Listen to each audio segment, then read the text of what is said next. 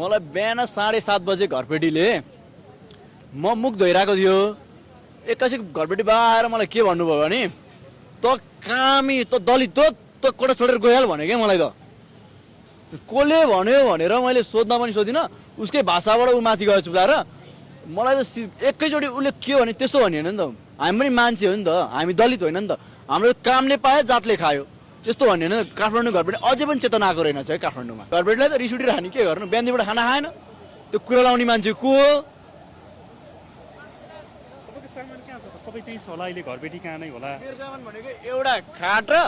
एउटा दर्ज एउटा किचन ऱ्याक हो अरू केही पनि छैन सामान अहिले फेरि जानुहुन्छ नि त्यही त छ रुम 3 दिन चाहिँ खाली गर भनेको छ कोठा भनेको जातको आधारमा तपाईँ कामी भएकै कारणले गर्दा